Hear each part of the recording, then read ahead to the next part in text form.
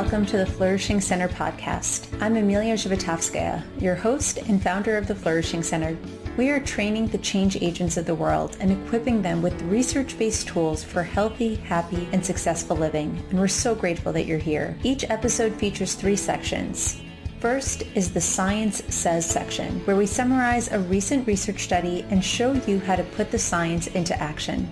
Next, we give you a research-based life hack with simple strategies for incorporating positive psychology into your life for greater well-being. And then our Practitioner Corner is where we interview someone who's out there living, breathing, and spreading positive psychology in their own unique way. Learn about how they're growing their personal and professional work and get inspired with strategies for how you might use positive psychology in your own life. Thanks for listening, and let's dive in. In today's episode, learn about the relationship between genes and depression and what you can do to prevent depression regardless of what your genes have set you up for. For our life hack section, learn to ruminate less and reappraise more. And in our Practitioner Corner, meet Jeff and learn how he uses positive psychology within a company that's taking care of its employees' well-being. Let's dive in. Today's research study is a recent article that was published in the Scandinavian Journal of Psychology in their Cognition and Neuroscience section. It's called Suppression Mediates the Effect of 5-HTT-LPR by Stress Interaction on Depression. You may be thinking to yourself, what the heck is 5-HTT-LPR? Well, it turns out that scientists have identified the particular genes that are responsible for our coding of transportation of serotonin. What they have found is that some people have a shorter coding of the 5-HTT-LPR variation, whereas others have a longer allele. And the type of allele that you have might impact how your body reacts to stressful events. In particular, there's been an association found in the past that people who have the short form of this allele are at higher risk for depression after stressful life events, whereas people who had the longer version of this particular gene seem to not be as at risk for depression compared to people with the shorter. So initially, it had people thinking, does this gene predict whether or not a person is going to be at risk for depression? These researchers have conducted an experiment that helped us pick apart that previously known association, and they're filling in gaps that we know about the genetic relationship of depression. So yes, it is true that in the past they've found that some people who have the shorter version of this allele, this shorter expression of the gene, were at greater risk for depression. However, it wasn't consistent. The findings continue to point to the fact that people who had the shorter expression of this particular allele were more likely to have issues related to emotional regulation. And in particular, what they found is that this particular gene might be involved in how emotions are regulated between the different brain regions, including how the amygdala, prefrontal cortex, and anterior cingulate and insula all work together. Now, if you're not familiar with neuroscience, don't worry about those fancy names. Here's what you need to know. These researchers did indeed find that when people had a shorter allele versus the longer allele, they had different strategies for coping with stressful events. What they found is that under moments of high stress, people who had the shorter allele were more likely to score low on thought suppression, and that when stress happened, they were less likely to do cognitive reappraisal. So let's spend some time talking about that and what that means. This is really changing how we're thinking about risk for depression. That it's not a person is at risk for depression because of the genes that they have in the way in which serotonin is operating within their brain. There's a suggestion that emotion regulation is at play, which again is really exciting because this is something that we can control. Many research studies have shown that some people, when facing stressful events, are more likely to reappraise. Reappraise is a form of construing a different meaning about the situation and how changing how you're explaining the situation to yourself. Therefore, cognitive reappraisal is all about changing how you are perceiving the situation in a way that changes how it emotionally impacts you. Research shows that when people are faced with stressful events, they're likely to take on a number of different strategies. In particular, one of the strategies that some people take on is what's called thought suppression. Thought suppression is when you just try not to think about the thought. And research shows that this has been associated with heightened negative emotion and less effective coping and social support. In fact, suppression has actually been linked to rumination. And they believe that this type of response can actually exacerbate depression, promote more negative thinking,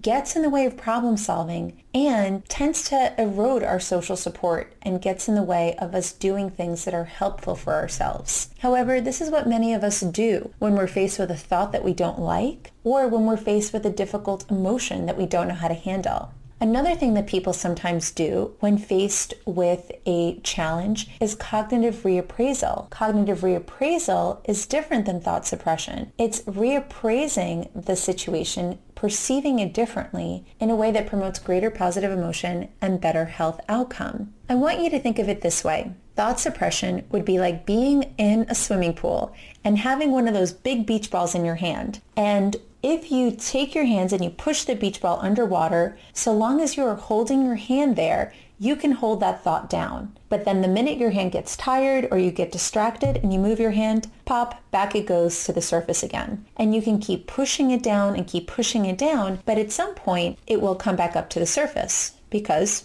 the ball isn't meant to be under there. That's what happens when we thought suppress. Oftentimes, our pessimistic thoughts, our judgment thoughts, our worry thoughts, we can push them away. But then when we're distracted or when we are about to try to fall asleep at night, back all up they pop to the surface just when you're trying to go to sleep, just when you're trying to relax, just when you're about to go on stage, whenever it might be.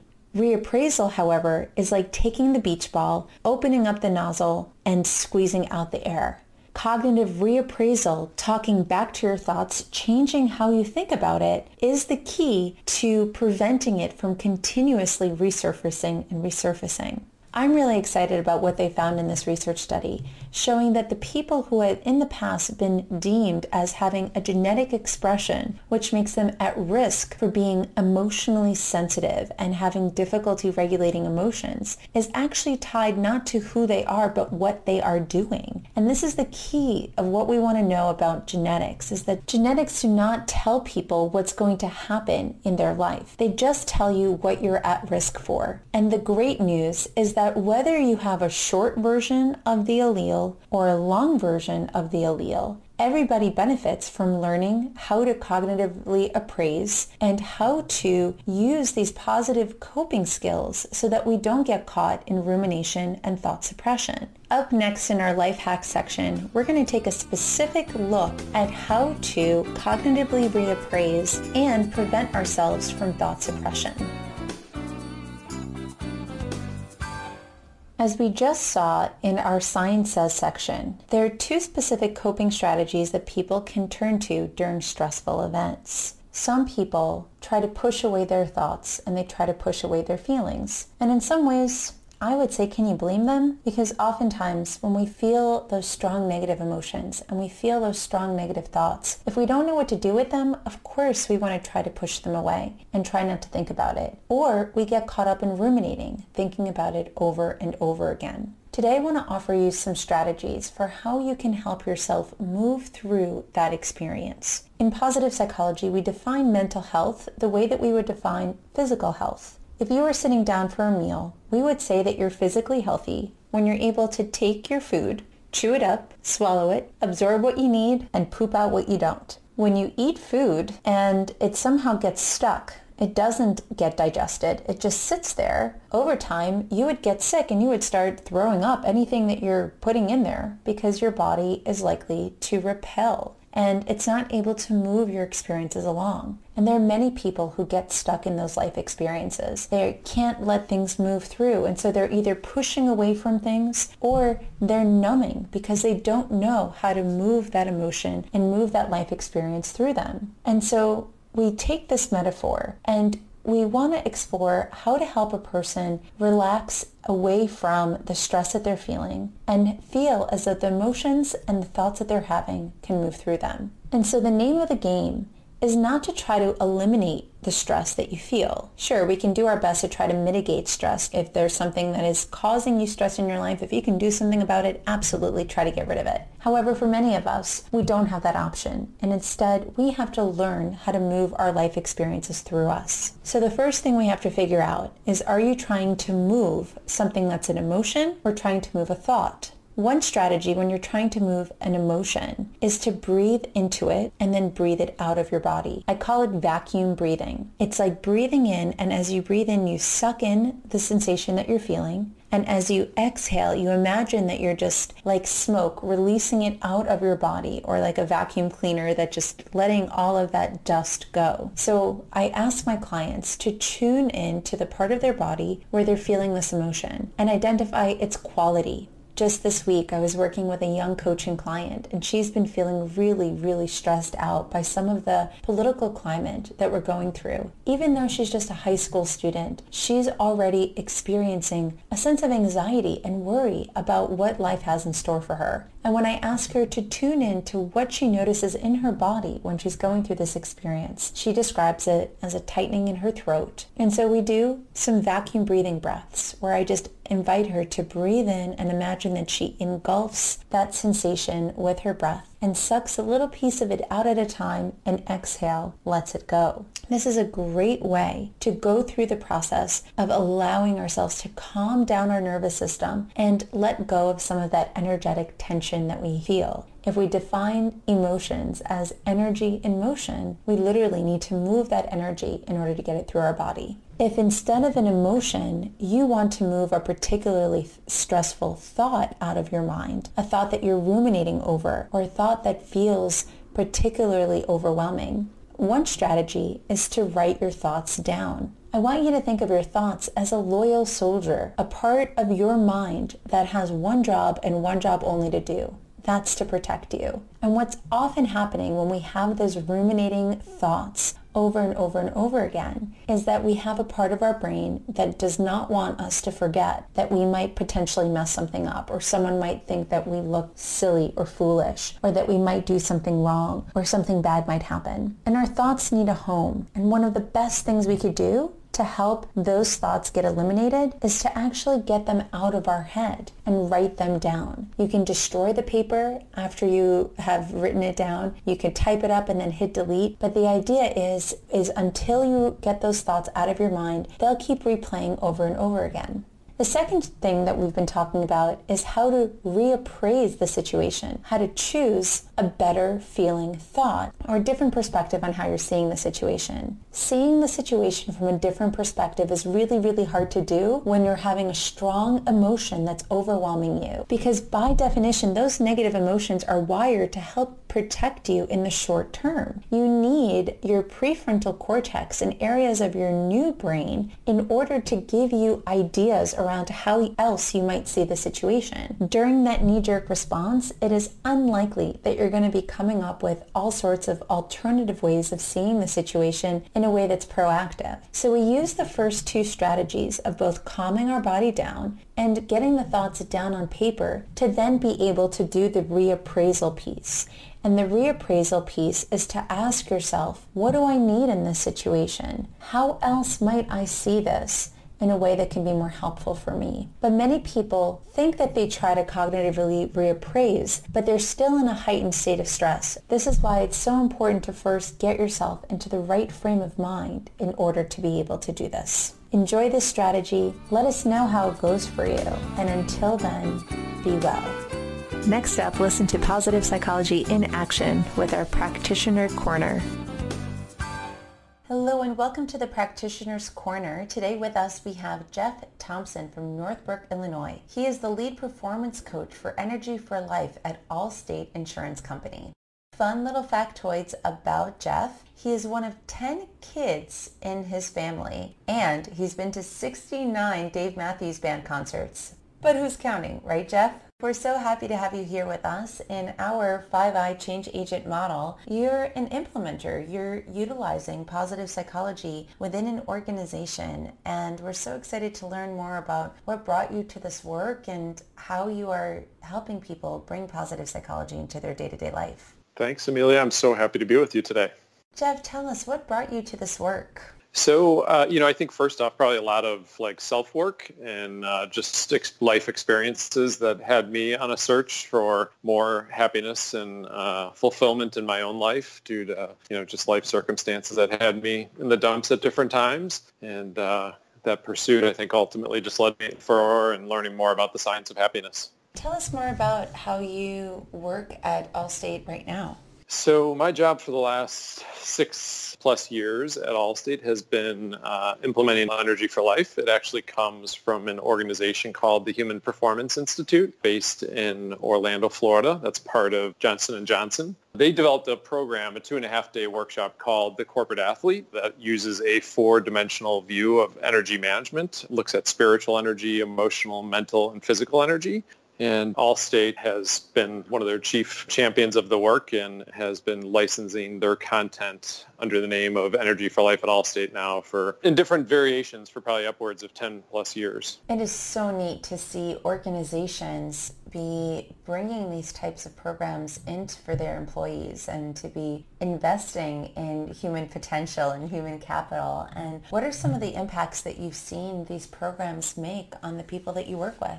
I mean, there's so many amazing success stories or testimonials that we get. So from over the years of training or delivering the content to our employees, we've now had today over 22,000 employees have gone through the program. So one of the things I always like to say about it first and foremost is it's a free opportunity. It's not a requirement for employees to go through. It's just like a free gift that Allstate offers to its employees to really make an investment in them and their lives in a multidimensional kind of way.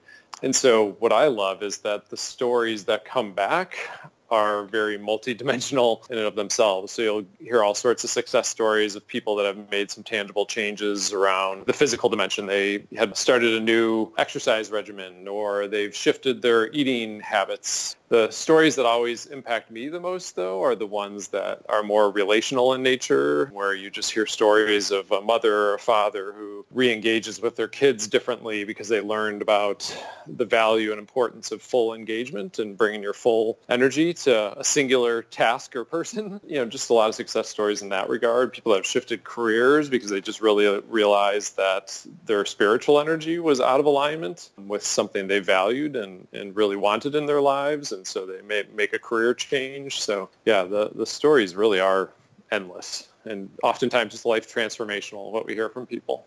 That is incredible. Even so cool to hear the word spiritual be referenced within an organizational setting. Yeah, when we deliver the program, we, even go the extra mile of really helping people because we know that probably for some people could create discomfort. To your point, it's not a word that would commonly be used. So if it makes people feel more comfortable, we'll offer synonyms for it. This is what matters less is the word we use and more is what's a part of this dimension of energy, which is really around your purpose and having a sense of purpose and clarity of what matters most to you in your life. So that as you have that, working to align elements of your life with those things that matter most to you. And what we commonly find is for many people, those things have just gotten out of order, either accidentally or they haven't paused really in life to try and understand kind of their North Star, or taking participants through a series of reflective exercises to develop that. It's usually an intimidating exercise for someone to write that mission statement, but even the process of getting them to think about what do they want their legacy to be, who are the people, and what are the things that matter most to them in their lives are not common questions that people reflect on too often, particularly at work. So giving them that space to make that investment in themselves and make some deep connections in that regard and walk out of there with either a much clearer sense or a slightly clearer sense really helps people make some of the behavior changes that they may be looking to make on a more tactical, tangible level. So cool, Jeff. Thank you. And what are some of the ways that recently you've been integrating positive psychology? I think what was really neat for me is that my story really was so much self-discovery and self-taught. I went out and I've probably purchased over 100 books on happiness just because I really started as kind of a selfish mission for myself, like of having been depressed at different points in my life because of a difficult relationship breakup or something. Like I just was really in hot pursuit of how I could feel better. And then from that, as I just saw my own application of that, kind of build my own muscles of resilience and how to live a happier life, it became more altruistic from there and just, okay, if these are skills that one can learn, how do we make that more known to others? And so, I became very purposeful from a career perspective to find work that would allow me to bring this to the world and so I could serve as a catalyst to others and saw great opportunity at Allstate that was already investing in this program that seemed so deeply aligned with where I thought I could bring value. And it was really from that in my just continued evolution of trying to expand my thinking in this space and thought leadership that led me to so much of the science seems to point back to this field. At the time that I knew very little about of positive psychology, but now feel much more connected to largely through my experience being in the CAP program. Thank you, Jeff. And I'm curious, what stands out for you as some of the more poignant positive psychology concepts that you've learned?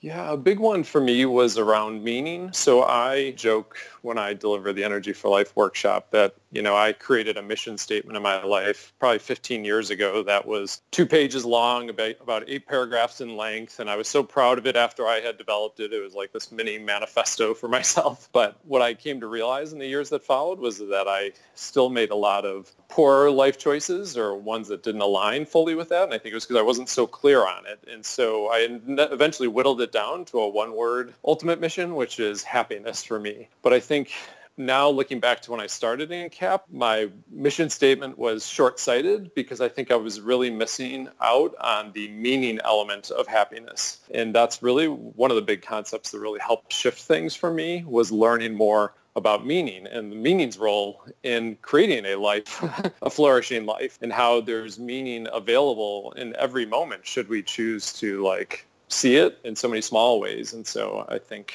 that I almost walked away from CAP with that as a challenge to myself. Like, how can I seek more meaning in just day-to-day moments? And a big part of that being also connected to that was the storytelling component. I like to use the term storytelling because so much of our experience is based on the stories we create for ourselves about our life experiences. And so I try to be very intentional about both creating kind of a story to explain what's happened to me in a way that really serves my growth moving forward. Thank you, Jeff. And Jeff, I'm curious, what are some of the obstacles you see for bringing positive psychology into the workplace? I think it's probably on some level, I think language is really important. And so just like how you had a reaction to the term spiritual and that's not such a commonly used word in corporate America or corporations, I think the same could be true of using terms like positive psychology, that people have a reaction to that. It's interesting now that I'm so deeply into it, I don't even think about it anymore, but I occasionally get that reaction where someone chuckles in response to me using those words. So I think being really deliberate about the language we use to describe what it is in a way that's more accessible to people, in a way that sounds more naturally desiring and minimally causes curiosity versus judgment, hopefully. From that, I think big thing that I try to focus on is how to hook into and talk about it in a way that will get a positive reaction from most. Talking about the demands that people face in their lives, that demands are increasing, that people can relate to that. They just feel more naturally under pressure or stressed or just needing some kind of lifeline to help make their days a little bit better. So by connecting first to what the pain points are for someone, I think it's really useful to them saying, oh, you mean there's a toolkit, there's a toolbox of things that I could do and practice and be deliberate about and really build some muscle around that helps make elements in my life even just a little bit easier or better than that, more fulfilling and meaningful. I think that's a hook that's pretty attractive to many people. But if you can't first connect with them around where their pain or disturbance is in their life, I think you could end up just missing each other. Absolutely. And thank you so much for sharing that perspective. And I'm curious, what are some of the self-care practices that you personally utilize that sustain your well-being? For me, there's so many, and I feel like that's part of what's valuable is I try to always remind myself and then also the team that I work with, like, we have to start with self. Like, if we have to apply the very things we're teaching others, we have to be in active work doing the self-work. And like, that's hard, right? But that's also where I think we show up as way more real to the people that we bring this to. So I feel like I benefit from so many different strategies. An example of one that I've experimented with based on the referral from someone else in the CAP program is I started 2017 by downloading this 5-minute journal app, which allowed me to take my gratitude practice really to a whole other level by starting my day and being deliberate about 3 things I'm grateful for, 3 things I want to achieve or how I want to operate in the day, what kind of around my intentions, and then doing that same practice for a couple minutes at the end of the day to think about what were the best parts of my day and what would I have done different. So just that, like, those triggers to really cause me to pause and reflect and appreciate. Gratitude is a significant one for me. The physical dimension that has probably came more natural to me from being involved in athletics. So I oftentimes underestimate it, but if I can pull myself away, I realize that it's really at the core of what helps me to have physical energy throughout my days, getting my exercise and being conscious of, what foods I eat and what I'm putting in my body and knowing that that has so many effects positively or negatively how I show up over the course of the day. Just again, the practice of full engagement, and that is daily work. I've got 2 young daughters at home, and it's easy for me to come home at the end of a difficult day, and same with my wife, and just not be fully attentive to a conversation that's unfolding in front of me and end up showing up as half the husband or half the dad that I want to be in those moments. So really being deliberate, like if I'm cooking dinner, like try to stop cooking dinner, turn the burners off if I need to just really engage in the conversation and be fully present. So anytime I can just practice like full presence in a moment, like that is one of the most valuable self-care strategies that I've ever learned. Because the beauty of it is it's both self-fulfilling. It's so appreciated by those that you're with too. Like they see that you just show up. They can, and I can tell how I'm just in those moments when I'm really there with my daughters or my wife. It's a great validation of why I need to keep practicing that. And another self-care strategy that's been really valuable for me is the importance of taking breaks throughout my day. One of the things I learned from HBI was the recommendation around every 60 to 90 minutes that we oscillate our energy in some kind of way, whether that's mentally, emotionally, physically, to just take some kind of break to push away from whatever it is that you're working on. And I've found so much value of, just one, getting up and physically moving around my office space, walking, getting my water bottle refilled. That is a nice way of doing multiple good things for yourself at the same time. But I also I follow inspiring thought leaders on Facebook, and so sometimes if I have 2 stolen minutes between conference meetings or something, I'll just stop and read an inspiring article on Facebook, and it just kind of adds great fuel to my to my day to the next thing that I'm going to walk into. So just being really deliberate about taking time for yourself throughout your day, I think helps you to have more energy at the end of your days. That is so true. And I think of the times when I'm speaking about mindfulness within an organizational setting, and I'll sometimes say to a group of people, if I'm thinking about something else or I'm not present, you guys can't tell, right? And so I'll kind of demonstrate it where I just stand there and I look like I'm smiling at them, but I demonstrate that I might be thinking many thoughts in my head that they might not know about. And so most people nod their head that, yeah, you can't tell if someone's mind has wandered because technically you can't read what they're thinking. You can't see what they're thinking. But then I ask them to pause and I say, but do you really know when someone is present with you? And then after a moment, people go, yeah, you do. Because you can tell the energetic shift, and especially with children, it's such a gift to give them to know that what they say matters to the adult that they care about, that cares about them, and to give them the gift of your presence.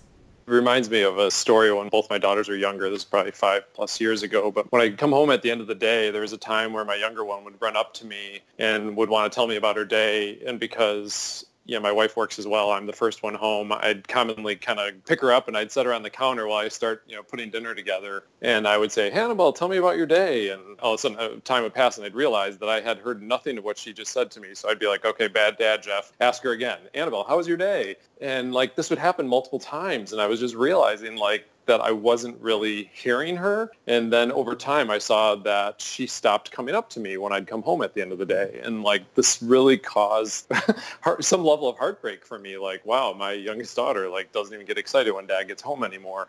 What have I done to contribute to this? And I started being deliberate about like when I would come home of like sitting her on the couch next to me or taking a knee and really connecting with her eye to eye. And what I saw, and these weren't long conversations, usually still just a couple minutes of like really just practicing connection. And I remember that after doing that enough times, like it changed again. And all of a sudden Annabelle was running to greet me at the back door. And I was like, thank you for getting it right. And like paying attention enough, Jeff, to realize that you were contributing both to the problem and now you're contributing to, a much more meaningful solution now where she's excited to have dad come home at the end of the day. So beautiful. Thank you for sharing that. Thank you for sharing that. Jeff, I'm curious, how would you define what it means to flourish? Great question. I think to me, it's all about being able to reflect on your days and believe that you mattered to other people, like that you were present enough with them to have an impact, small, medium, large, however it may show up. But to me, that's, the more my journey has continued, the more I realize that it's not so much about myself as it started with, about me finding happiness, but that comes more naturally as a result of me really making investments in others. And so that to me is flourishing. But again, there is this like self piece to your question that I love around self-care, that I have to be selfish enough to make sure that I'm taking care of my own well-being so that I can be the best I want to be and aspire to be to the people that come across my path in my life. And so when I know I'm doing the right balance of taking care of me so I'm showing up to others the way I want to, that like to me feels like those are my flourishing days. Any tips or recommendations you would make for people who are interested in positive organizational cultures or how corporations could begin to learn from what you are all doing at Allstate to bring positive psychology into their workplaces? I think certainly reaching out to organizations like a Human Performance Institute or the Energy Project is another one doing very similar work, and just understanding like what they offer. I mean, you can try and build this yourself in an organization, and that's probably the cheaper way to go, but there's probably all sorts of, potholes and roadblocks with that plan versus going out and talking to organizations that already have really constructed a multidimensional framework and have really made organizations like a primary target audience that they work with, which is something I've really appreciated knowing that they existed. And from there, I mean, there's a lot to learn then from other organizations. I love opportunities to talk to peers that work in other industries that use HPI. It's a great opportunity to kind of learn like how they've done their rollout, where are they having challenges. It's all the same kind of any change initiative. It goes back to the common things around having, senior leader sponsorship, change champions in an organization, baking this into different parts of the organization so it's more than just a workshop. There's all these sustainability challenges that any organization would face, even after you've trained 22,000 people. Leaning on other organizations that are already trying to solve for many of the same challenges, I think is one, it's just a great support system, but two, so many valuable insights that you can go back and then try experimenting with and applying in your own organization is really helpful. Earlier, we said that you serve as a coach within your organization, the lead performance coach. What does that role entail? Like, do you do a lot of the training, or do you actually do one-on-one work with individuals to help them implement their work? Yeah, it's almost misleading in that regard in terms of how we traditionally think of a coach, which is more of that one-on-one relationship. So it's at Allstate, while we give that's the title of the role, it largely shows up in terms of the delivering workshops to, on average, probably somewhere 20, 25 participants, employees in the organization. And the coaching that I think I do has less to do with that formal role and probably a lot more to do with the role I play to the other performance coaches on my team, or just, other people, stakeholders that I get to know through the organization. That's more the informal part of the one-on-one coaching versus a formal capacity that I serve in. Got it. Yeah, one of the challenges I think the coaching industry faces is the use of the word coach and how we keep coaching as coaching. Jeff, if people want to follow up to learn more about you and your work, any way that they can be in contact with you? Yeah, absolutely. I would relish the opportunity to meet more people and expand my network in any way possible. So the best ways to reach me would probably be via email, jeff.thompson, THOMSON, @allstate.com, or by phone, 847-840-8385. I welcome the additional connections and opportunities to share what I've learned and learn from others as well. Thank you, Jeff. Thanks for being with us today. Thank you so much, Amelia. I really appreciate the opportunity to share some of my story. Thanks for listening to today's episode. We hope that you'll take away a renewed energy around reappraising your thoughts, and that when stressful events happen, the mediator between being at risk for winding up feeling stuck and depressed is not just having a genetic predisposition, but it's the ability to work with our thoughts, to do less rumination and thought suppression, and to spend more time reframing our thoughts. If you're someone who finds that it's a harder thing for you to do, know that these are all skills that we can build. And I hope that you've taken some inspiration from learning about Jeff and seeing that there are organizations throughout the world that are doing their best to invest in their employees' well-being, and that there are strategies and skills that we can take on to self-care so that everyone thrives together. Thanks for listening. And we hope that you'll share this podcast with others that you think will benefit from it.